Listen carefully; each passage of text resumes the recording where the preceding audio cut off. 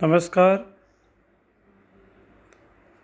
प्रिय छात्रों, इस ऑनलाइन क्लास में आपका स्वागत है। मैं असिस्टेंट प्रोफेसर सावरमल जाट आपके बीच ऑनलाइन क्लास लेकर आ रहा हूँ। तो आपको पता है कि आपको राजस्थान विश्वविद्यालय द्वारा द्वितीय वर्ष के लिए प्रमोट कर दिया गया है और जब तक महाविद्यालय में आपको नहीं बुलाया जाता है तब तक आपको ऑनलाइन अध्ययन करना है। बाकी आपको अपनी समझ के आधार पे ही अध्ययन करना है।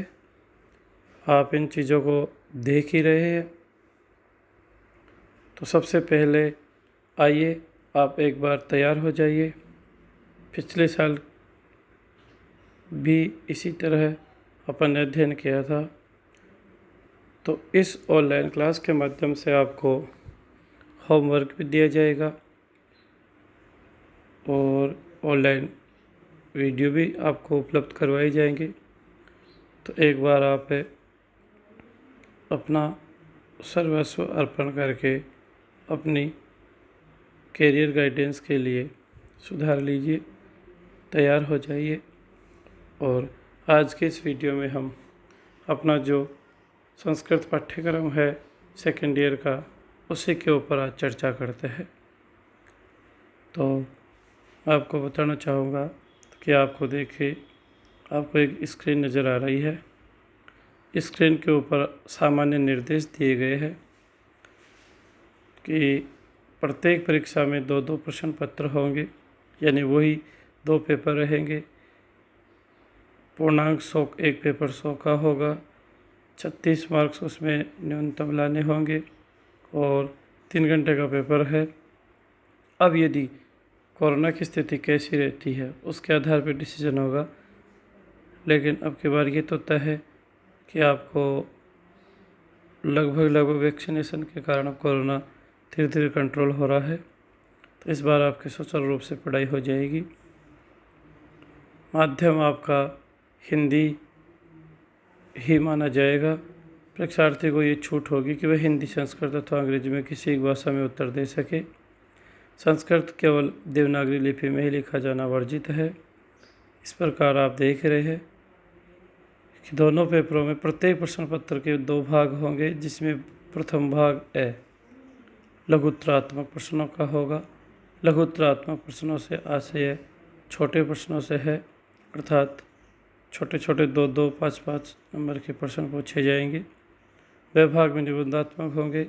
ए भाग में कुल 15 प्रश्न होंगे, जिनका पूर्णांक 30 होगा।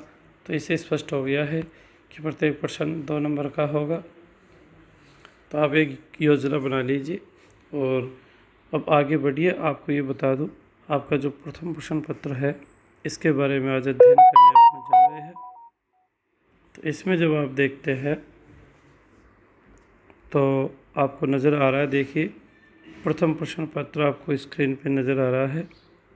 इसमें आप देखिए कि पाठ्यक्रम में क्या क्या चलता है। 3 घंटे सामान्य निर्देश है।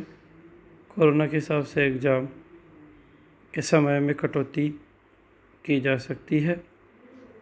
तो सबसे पहला जो पेपर है आपका वो है वैदिक साहित्य, जिसमें वेदों के बारे में, गद्य साहित्य और व्याकरण 3 प्रकार के सिलेबस आपके पाठ्यक्रम में रखे गए हैं। इस सिलेबस के आधार पर पहले पेपर में अपन देखते हैं कि प्रथम प्रश्न में निर्धारित ग्रंथ में से लघुत्तरात्मक, निबंधात्मक, अनुवाद, व्याख्या और समालोचनात्मक प्रश्न पूछे जाएंगे।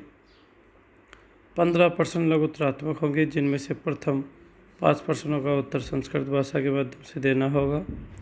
प्रत्येक प्रश्न के लिए 2 अंक निर्धारित है।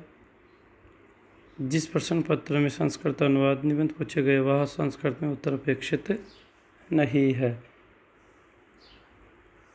अर्थात कुछ जगह स्पष्ट निर्देश है, जैसे अनुवाद है, अनुवाद संस्कृत में अनुवाद पूछे गए हैं तो संस्कृत में ही करने होंगे, या संस्कृत से हिंदी में पूछे हैं तो हिंदी में करने पड़ेंगे। इस प्रकार आपका जो पाठ्यक्रम है वो पहले पेपर का जो 100 अंक का जो पाठ्यक्रम है, उस पाठ्यक्रम में सबसे पहले वैदिक साहित्य है।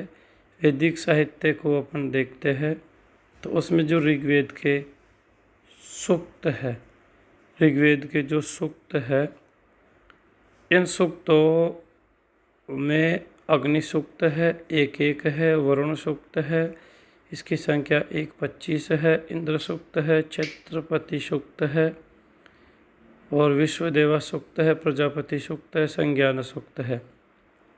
ये जो सूक्त है, ये जो मंत्र है ऋग्वेद के, इन मंत्रों का अनुवाद आएगा, अर्थात इनकी संस्कृत से हिंदी में पूछा जाएगा, इनकी व्याख्यात्मक टिप्पणी पूछी जाएगी।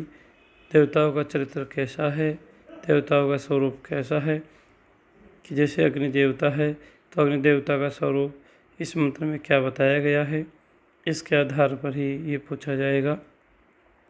तो ये जो ऋग्वेद के जो मंत्र है, ये 20 अंक के हैं, आपको नज़र आ रहे हैं।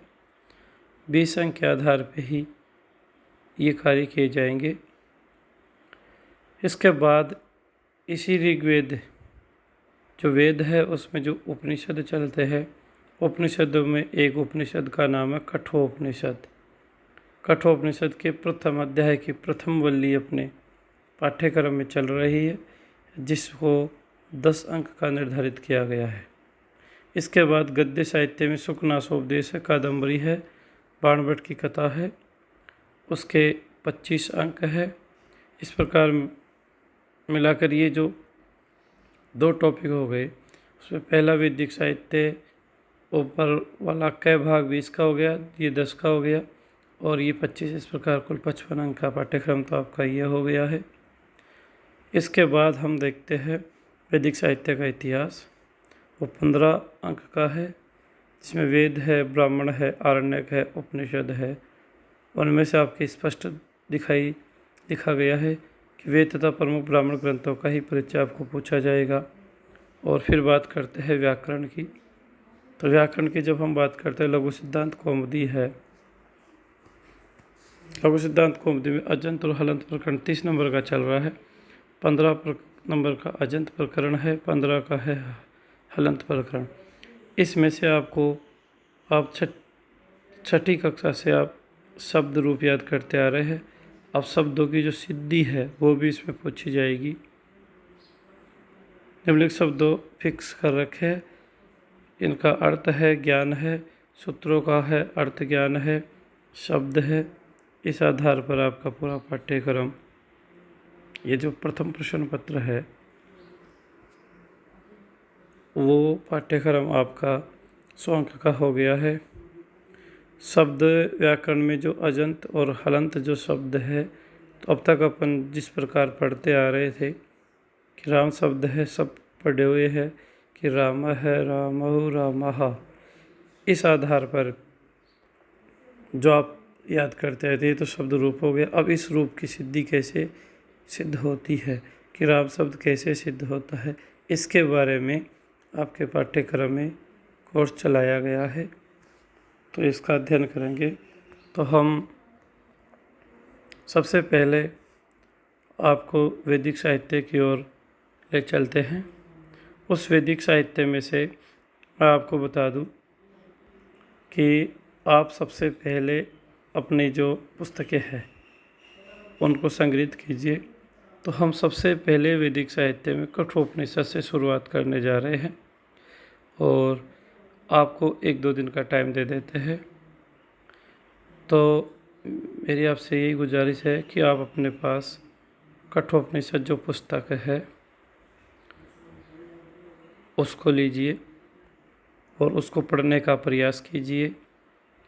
फिर मैं आपको समझा रहा हूँ कि कठोपनिषद ये एक उपनिषद है, क्योंकि वेद जो है उसके 4 पार्ट है। सबसे पहले मंत्र है, अर्थात ऋचाएँ है, और फिर उनकी जो व्याख्या करते हैं वो ब्राह्मण ग्रंथ है, और फिर ब्राह्मण ग्रंथ जो विशेष ज्ञान विद्या, विशेष ज्ञान आदि जो अर्जन किया गया है वो आरण्यक है, जो ऋषि मुनि, भारतीय ऋषि मुनि अरण्यों में अर्थात जंगलों में जा कर के जिन ग्रंथों का विशेष अध्ययन किया वो आरण्य ग्रंथ कहलाते हैं। और उसके बाद जो विशेष उसका जो निष्कर्ष निकला है वेदों का वो उपनिषद है, तो ये कठोपनिषद है। इसके बारे में हम अध्ययन करेंगे। तो आपको ये कहने जा रहा हूँ कि कठोपनिषद में एक बालक है, वो ज्ञान प्राप्ति करना चाहता है, जिसका नाम नचिकेता है। नचिकेता जो बालक है अपने प्रथम अध्याय के प्रथम अध्याय में वो यम से विद्या का ज्ञान प्राप्त करना चाहता है। तो वो आत्मा के बारे में उससे प्रश्न करता है। पहले वो 3 क्वेश्चन करता है, फिर वो 4 क्वेश्चन करता है, और उसका एक चरित्र जो है एक बहुत ही नैष्टिक चरित्र दिखाया गया है। तो हम आज के इस वीडियो में केवल इस सिलेबस की चर्चा करते हुए आपको ये जानकारी दी गई है कि आप कठोपनिषद की जो पुस्तक है उसको आप कहीं अपने मित्रों से या अपने बड़ों से या अपने आसपास या कहीं जैसे भी करा के आप अपने पास पुस्तक उपलब्ध करवा दीजिए, कर लीजिए। इसके बाद मैं इसको पढ़ाने जा रहा हूँ। तो सिलेबस जो है इसको आप और देख लीजिएगा। सिलेबस से अपने ग्रुप में भेज दिया गया है, उसका अध्ययन कर लो।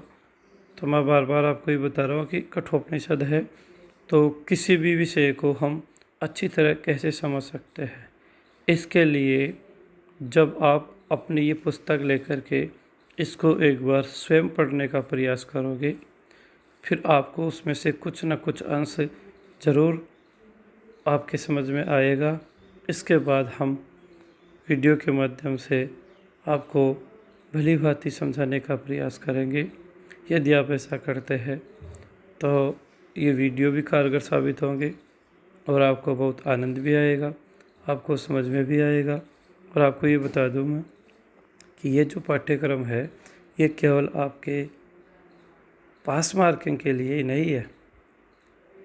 ये पाठ्यक्रम आपको जीवन में एक जीवन रूपी सफल यात्रा करने के लिए अथवा आगे आने वाले जो ये कंपटीशन का जो ज़माना है इसमें बहुत से कंपटीशनों में ये क्वेश्चन पूछे जाते हैं।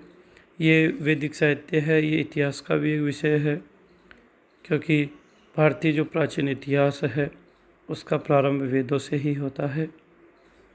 तो ये सवाल कई एग्ज़ामों में बहुत सी परीक्षाओं में पूछे जाते हैं।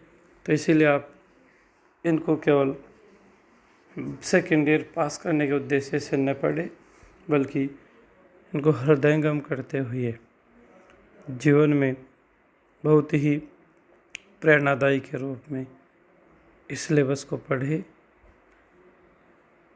तो बहुत ही अच्छा होगा। तो धन्यवाद बच्चों, आप को जो बताया गया है अपनी किताब लीजिए, उसको पढ़ने का प्रयास कीजिए, फिर हम आपको वीडियो में समझाएंगे। थैंक यू, धन्यवाद।